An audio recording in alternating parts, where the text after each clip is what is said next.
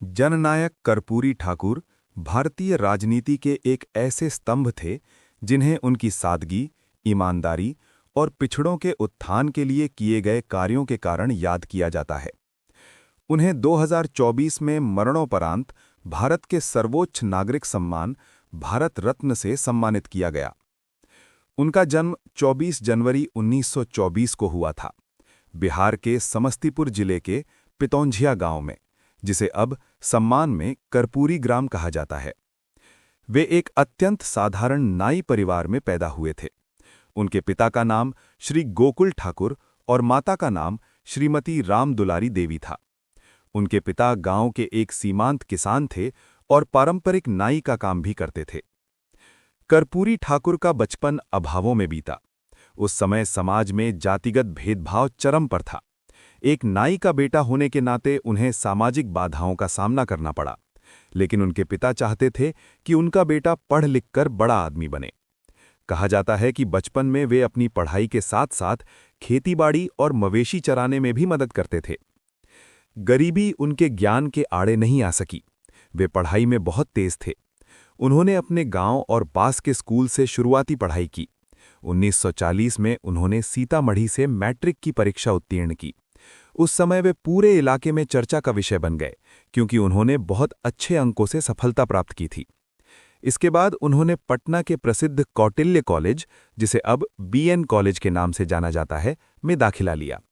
यहां से उन्होंने IA यानी इंटरमीडिएट ऑफ आर्ट्स की परीक्षा पास की।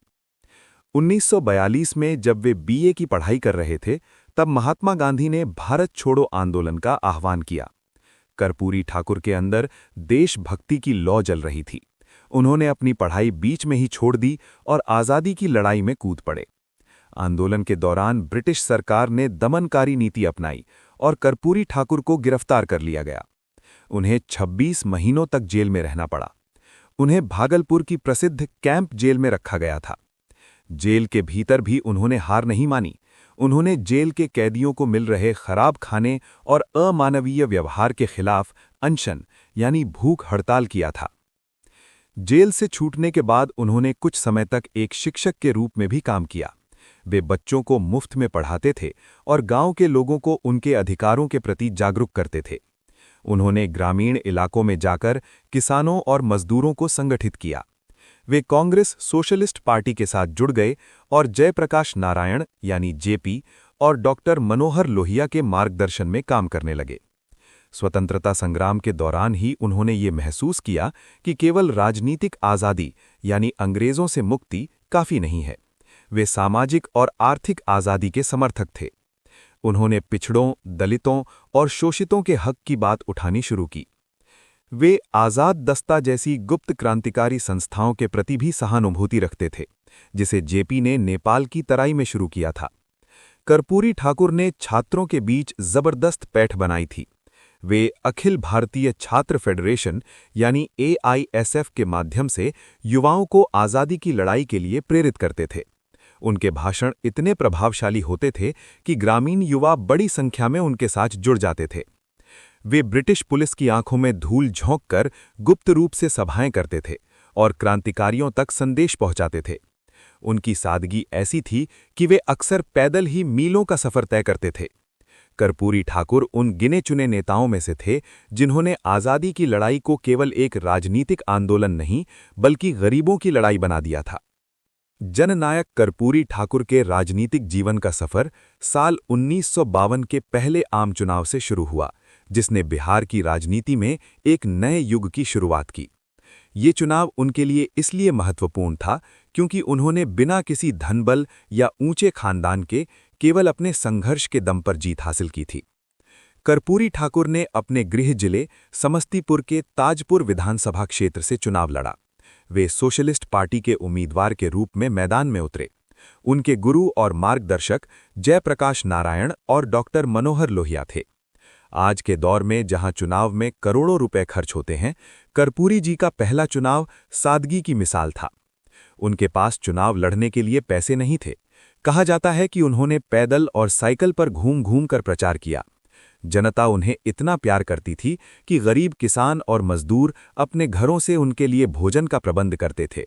कई लोगों ने एक एक पैसा जोड़कर उनके चुनाव फंड में मदद की थी। 1952 के उस पहले चुनाव में कांग्रेस की भारी लहर थी, यानी जवाहरलाल नेहरू के नेतृत्व में। लेकिन कर्पूरी ठाकुर ने अपनी सादगी और स्वतंत्रता संग्राम में किए गए संघर्षों के कारण ताजपुर सीट से शानदार जीत हासिल की।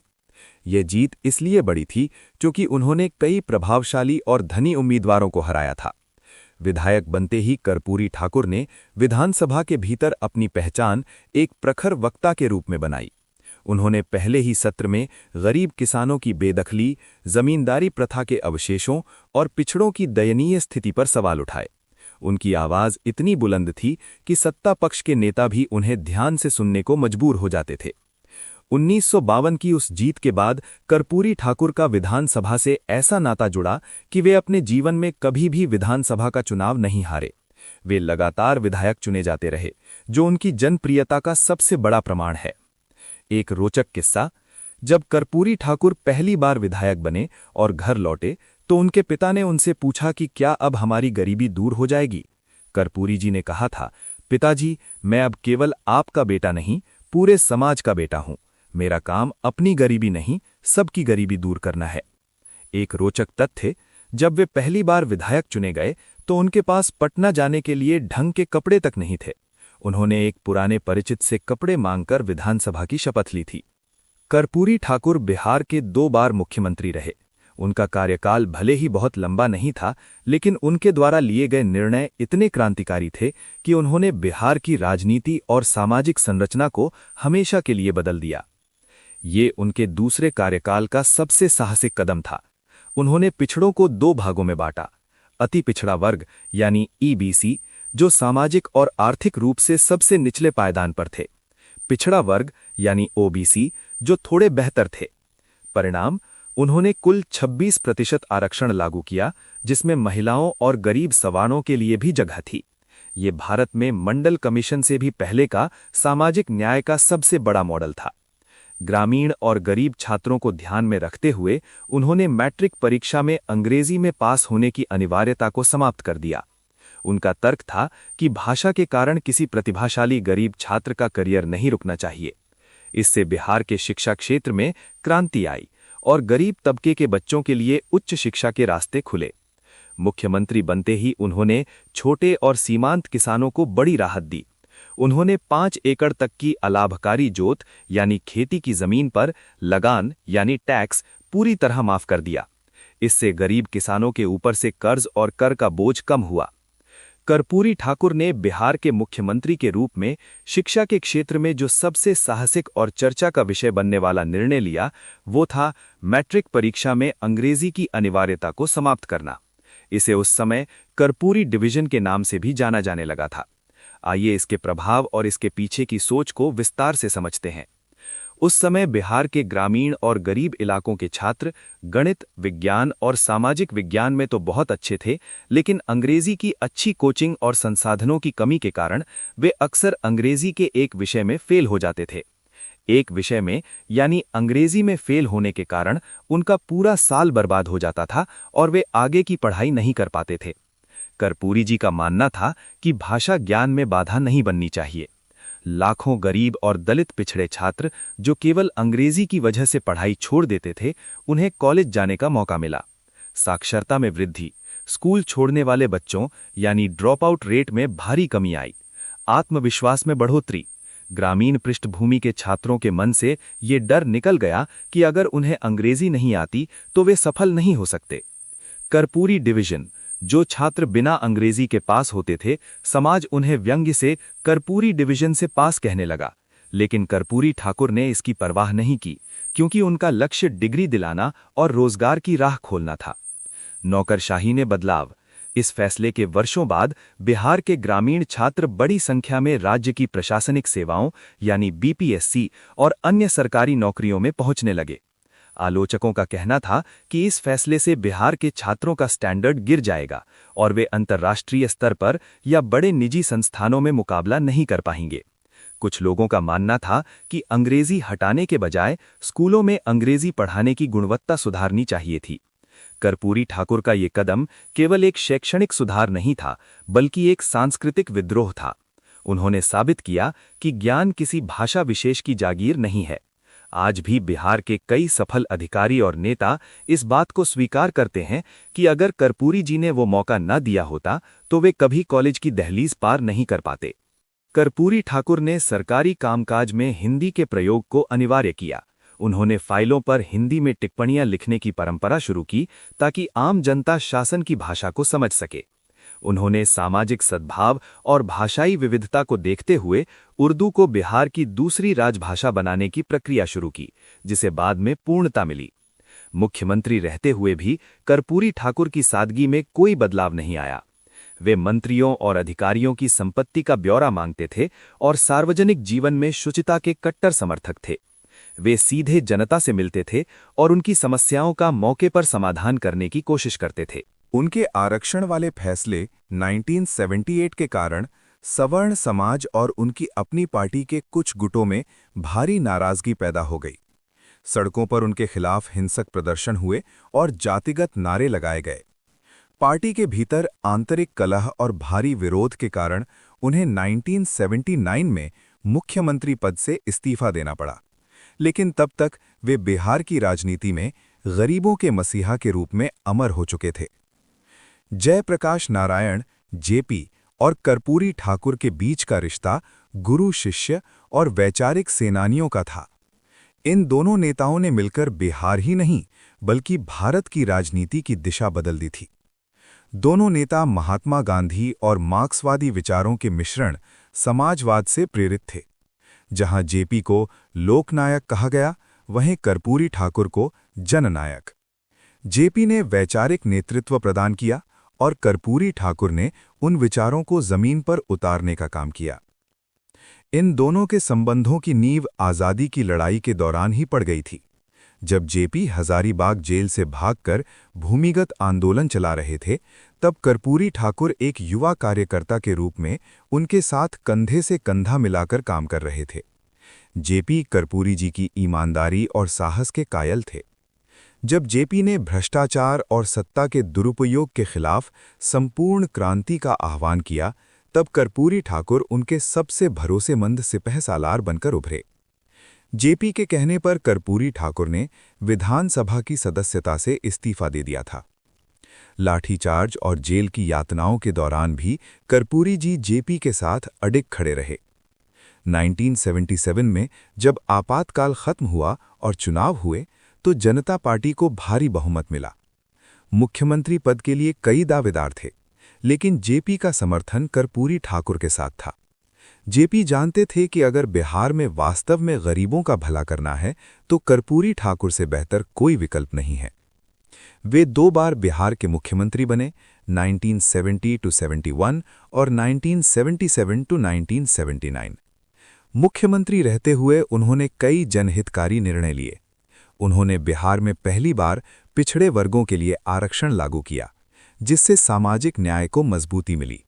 इसके अलावा उन्होंने शिक्षा को सरल बनाने के लिए मैट्रिक परीक्षा में अंग्रेजी को अनिवार्य विषय से हटाने का निर्णय लिया। एक बार जेपी के जन्मदिन पर कर्पूरी ठाकुर उनसे मिलने गए। कर्पूरी जी का कुर्ता हमेशा की तरह फटा हुआ था। जेपी ने दुख के साथ कहा, कर्पूरी, तुम मुख्यमंत्री हो और तुम्हारा कुर्ता फटा है? जेपी ने तुरंत अपना एक नया कुर्ता उन्हें भेंट किया। कर्पूरी जी ने वो कुर्ता लिया तो सही, लेकिन उसे भी बाद में किसी जरूरतमंद को दे दिया। दोनों नेताओं का साझा लक्ष्य, सत्ता केवल ऊंचे लोगों के हाथ में ना रहे, दलितों, पिछड़ों और आदिवासियों को मुख्य धारा में लाना, राजनीति को धन बल और बाहुबल से आजाद करना। अगर जेपी आत्मा थे, तो कर्पूरी ठाकुर उस आंदोलन का हाथ पैर थे। इन दोनों की जोड़ी ने ही बिहार में उस राजनैतिक चेतना को जन्म दिया, जिससे आगे चलकर लालू प्रसाद यादव और नीतीश कुमार जैसे नेता निकले। जननायक कर्पूरी ठाकुर की सादगी और ईमानदारी के किस्से आज के दौर में किसी फिल्मी कहानी जैसे लगते हैं। वे 2 बार मुख्यमंत्री रहे, लेकिन उन्होंने कभी भी सरकारी धन या पद का दुरुपयोग अपने निजी जीवन के लिए नहीं किया। एक बार कर्पूरी ठाकुर को एक सरकारी प्रतिनिधि मंडल के साथ युगोस्लाविया जाना था। उनके पास पहनने के लिए कोई नया कुर्ता नहीं था और जो कुर्ता उन्होंने पहना था वो एक जगह से फटा हुआ था। जब वे वहां पहुंचे तो दूसरे देशों के नेताओं की नज़र उनके फटे कुर्ते पर पड़ी।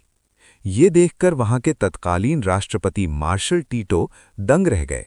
उन्होंने कर्पूरी जी के सम्मान में उन्हें एक नया कोट और कपड़े भेंट किए ताकि उन्हें असहज महसूस ना हो।